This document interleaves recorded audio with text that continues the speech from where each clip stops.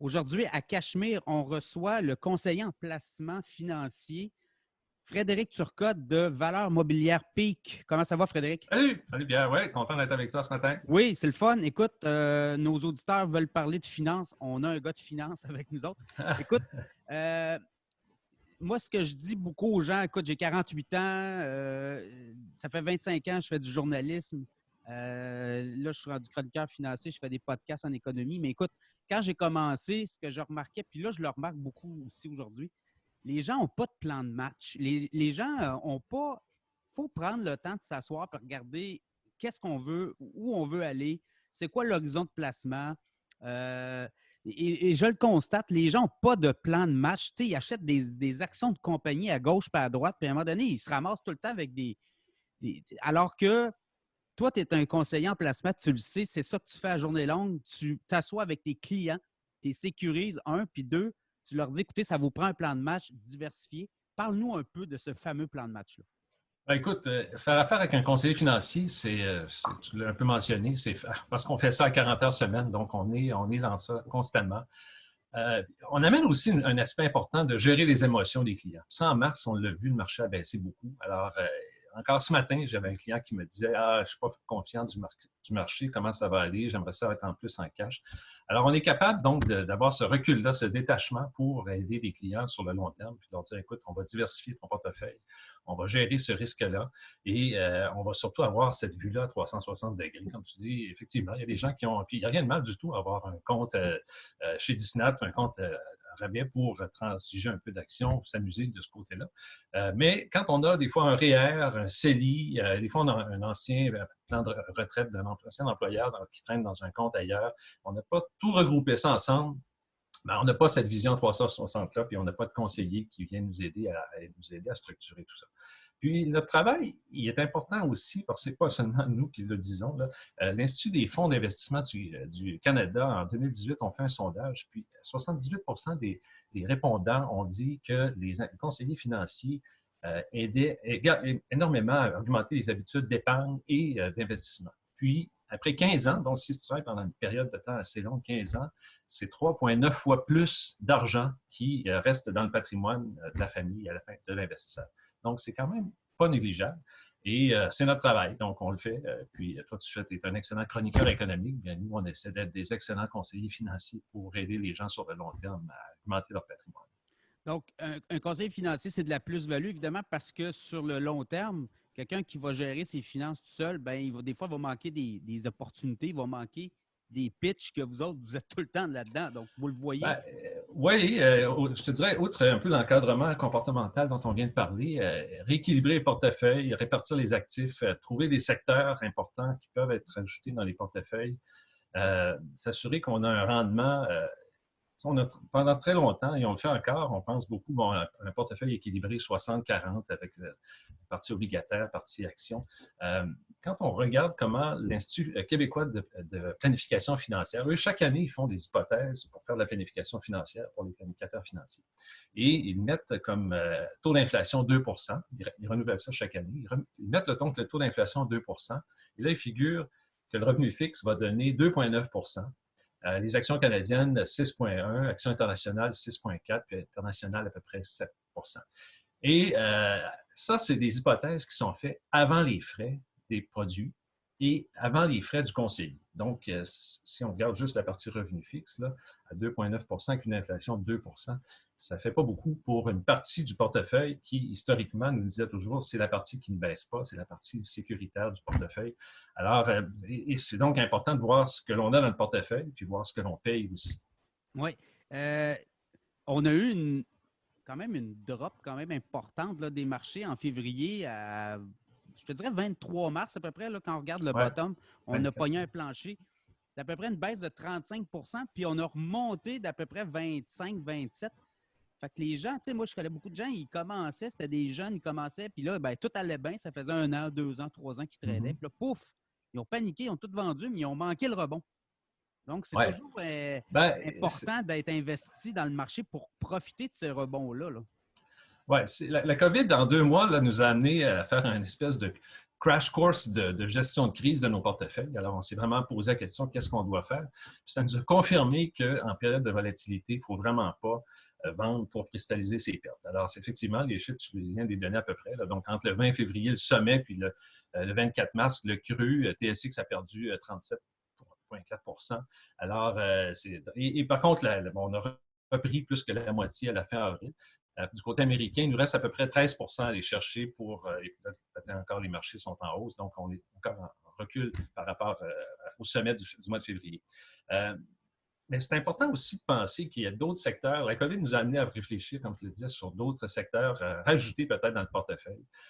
Des stocks qui sont peut-être plus du côté services collectivités, infrastructures, des compagnies qui donnent des bons dividendes. Ça, je pense que c'est quelque chose de super important à voir aussi. Il y a des produits aussi, des indices, des fonds qui ont des mécanismes de protection pour la volatilité. Donc, ils mettent des puts, ils ont des stratégies d'options pour baisser la volatilité. Alors ça, je pense, ça fait partie des produits à avoir dans un portefeuille. Mais la leçon de tout ça, je pense que la COVID amène, c'est une espèce d'accélération des changements qu'on constate dans notre travail. On se parle présentement sur vidéo grâce à une technologie qui s'appelle Zoom, une compagnie qui existe depuis quelques années, qui a connu une croissance incroyable à la bourse. Avant le COVID, on avait beaucoup de compagnies qui allaient bien dans l'intelligence artificielle, dans le cloud computing. On pense au Microsoft, Apple, Shopify au Canada. La COVID a amené à accélérer énormément ces changements-là et l'acceptation, le degré d'acceptation. Alors, donc, le télétravail, la télémédecine, c'est toutes des choses maintenant qui vont faire partie de notre quotidien. Et forcément, donc, les stocks qui sont très populaires à la bourse, on le voit sur le Nasdaq, ces compagnies-là vont très bien repris aussi, mais c'est des compagnies qui vont continuer à devoir être dans les portefeuilles et qui, si jamais il y avait une autre baisse, bien, ça va probablement refaire la même chose. Ça va probablement très bien se comporter à la reprise pour assurer un peu de revenus à leurs actionnaires. Je regardais les technos, notamment, ont bien fait. On a eu la semaine dernière plein de résultats financiers. Microsoft, écoute, des marges incroyables. Netflix, Amazon, tu sais, c'est des compagnies qui, à travers la pandémie, ont très bien fait et ont gagné, eux, des parts de marché. Alors, tu sais, il y a ça aussi. Il n'y a pas juste la techno dans la vie, là, mais on le voit, c'est ces compagnies-là innovantes avec des produits novateurs qui passent au travers d'une crise et qui vont se positionner pour la reprise. Exactement. Alors, et il leur reste beaucoup d'espace encore à faire. Toute la partie, on pense que les compagnies ont migré vers le cloud, vers les nuages, l'info nuagique, mais il en reste encore énormément. Si on regarde Amazon, on a encore des parts de marché énormes à aller chercher, Microsoft aussi. Donc, c'est des compagnies qui ont, oui, ils sont chers au niveau price earning, au niveau prix aussi de l'action, mais c'est des compagnies sur lesquelles on peut voir de la croissance future. Oui, sur 5-10 ans, tu peux acheter du Apple puis dire, bon, ben, je m'assois là-dessus puis on va attendre un petit peu. Dis-moi, l'investissement responsable, comment tu vois ça? Ben, j'ai eu du temps un peu en étant un travailleur à la maison, j'ai eu le temps un peu plus d'étudier. Donc, j'ai rajouté une certification qui vient de l'Association de l'investissement responsable, une association canadienne. Écoute, c'est une tendance qui est pas mal plus en demande qu'on peut penser. Ça fait référence à l'ESG, les trois fameuses lettres, l'environnement, les critères environnementaux, sociaux et la gouvernance. Donc, c'est les trois lettres ESG. Et ça nous amène à sélectionner des titres, des produits qui répondent à ces besoins-là. Parce que les investisseurs se sont rendus compte qu'il y avait une possibilité d'avoir un meilleur investissement, un meilleur rendement ajusté avec un risque intéressant, tout en contribuant avec ces enjeux-là importants. Donc, ça touche des placements qui bien sûr, ont des préoccupations sur le climat, le changement climatique, la gestion de l'eau, la gouvernance, la rémunération des dirigeants, puis d'autres facteurs aussi. Donc, ils sont pris en considération. Et puis, c'est des produits qui font quand même très bien. Et puis, les gens, entre autres, peut-être la jeune génération aussi, sont un peu plus sensibles à ça, puis nous en demandent. Donc, ils veulent avoir ce genre de produits-là dans leur portefeuille.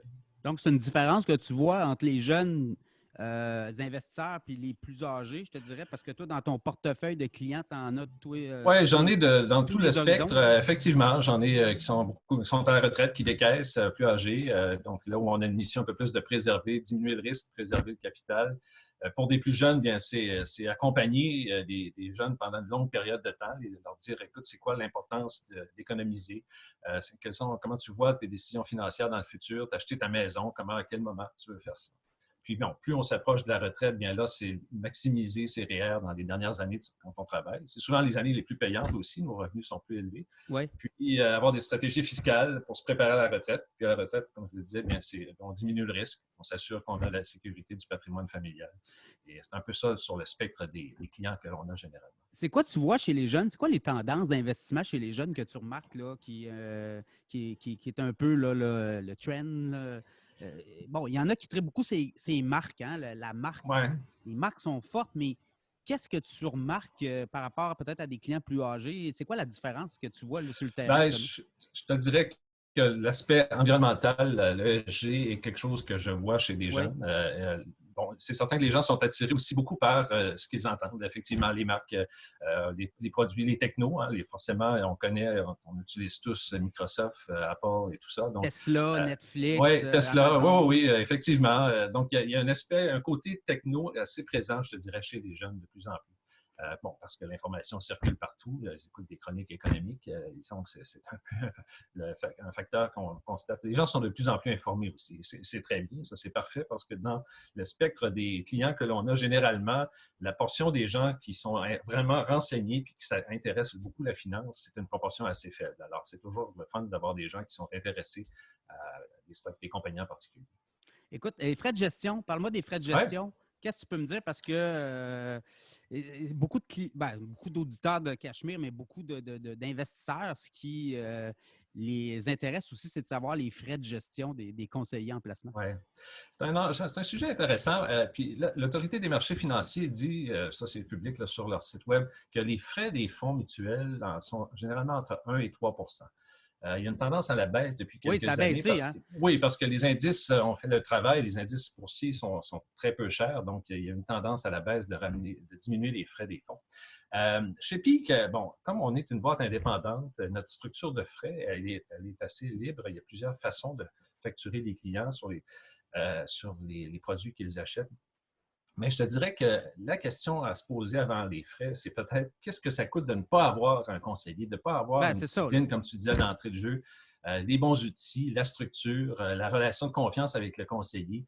C'est ce que ça coûte à la retraite, parce que bon, il faut se projeter dans plusieurs années, dans certains cas. Mais c'est ça qu'il faut se poser comme premier point de réflexion. Et la structure, nous, on fonctionne à honoraire. Donc, la chose que l'on fait, c'est qu'on essaie de réduire les frais. Si on compare un portefeuille uniquement fonds mutuels, parce qu'on met des actions, on met des indices, donc ce sont des produits qui coûtent moins cher à la base. Et on s'assure de réduire la facture des frais pour un investisseur. Parce qu'à la longue, ça fait une différence aussi à la fin de notre carrière d'investisseur. Si on a eu des frais très élevés, des produits qui nous ont coûté cher, bien c'est un manque à gagner en termes de patrimoine familial, d'argent qui nous reste dans notre patrimoine. Oui, puis c'est ce qui fait la différence entre un 5, 7, 10 de rendement annuel, puis 1, 2, 3. Oui, bien, l'exemple que je donnais tout à l'heure sur la partie obligataire, si on a une inflation de 2, puis on a des frais de 1 à 3 sur la partie, et que les obligations donnent 2,9, bien, ça ne donne pas grand rendement. Ça, non, c'est ça, exact. Ça diminue énormément le rendement. Oui. Puis ça, souvent, les gens ne comprennent pas, tu sais, que l'inflation peut venir te manger beaucoup de tes rendements. Puis l'autre chose, en ayant un conseiller financier, ben, tu peux le brasser un peu ton conseiller. Tu dis, écoute, donne-moi du rendement ou en tout cas, puis là, ben, c'est une question de placement. Puis exactement. Du risque. C'est gérer les attentes aussi des gens, puis de leur dire, écoutez, c'est sur le long terme que la bourse est payante. Alors, oui, on fait des bonnes années. On a eu une période de croissance depuis les 8 dernières années, vraiment très, très forte. Si on est investi aux États-Unis, ça a très, très bien été, généralement, dans les portefeuilles. Mais là, présentement, on est dans une crise économique. On a terminé cette phase de croissance-là. On ne sait pas du tout comment l'été, le prochain trimestre seront pour les entreprises. Les mauvaises nouvelles, il y en a qui s'en viennent. Les entreprises n'auront pas les résultats, les revenus qu'ils avaient annoncés précédemment. Alors, il y a encore beaucoup d'inconnus à venir du côté économique. Mais la bourse est là. La bourse en a passé des crises et puis on va passer à travers celle-là puis on va s'en remettre dans 5 ans, 10 ans, ça sera ça va être oublié. Ça va être oublié. Ouais. Fait que les gens qui veulent s'intéresser à ce que tu as comme conseil financier, on va sur ton site web, Oui, Frédéric Turcotte, Frédéric RIC, Turcotte, .com. Et puis, mes coordonnées sont là. Peuvent m'appeler, peuvent même chatter directement sur le site web. Comme mon téléphone, on a toujours ça à proximité. On peut répondre aux questions rapidement. Puis, prendre des rendez-vous comme ça, comme on fait là, avec Zoom, et puis sans obligation. Donc, je peux faire une analyse de leur portefeuille, de voir qu'est-ce qu'ils ont comme frais, comme produits, et puis leur donner un avis. Un deuxième avis, je pense que c'est important, avec surtout la volatilité, puis le positionnement face à ce qui s'en vient aussi, c'est important de penser à ça. Donc, les gens qui nous écoutent, là, t'offrent une consultation gratuite pour les auditeurs de Cachemire. Oui, effectivement, parce que je te trouve bien sympathique. Tu fais un excellent travail alors de chroniqueur et j'espère qu'on va continuer notre relation ensemble. Et puis que les gens qui t'écoutent et qui t'apprécient, ben, s'ils ont des questions, s'ils ont un portefeuille de placement sur lequel ils veulent avoir un deuxième avis, bien, sont libres à eux de communiquer avec moi directement et que je travaille avec Zoom et pour les rencontrer, puis pour avoir leur donner une idée de ce qu'ils ont puis ce que j'ai à offrir aussi. Et puis, c'est une question de chimie aussi. Les gens trouvent un conseiller, ou ceux qui n'en ont pas, bien, je les invite forcément à réfléchir à l'importance d'en avoir. FrédéricTurcotte.com, merci beaucoup. Oui, bien merci, Pierre. Plaisir. Bye bye. Salut.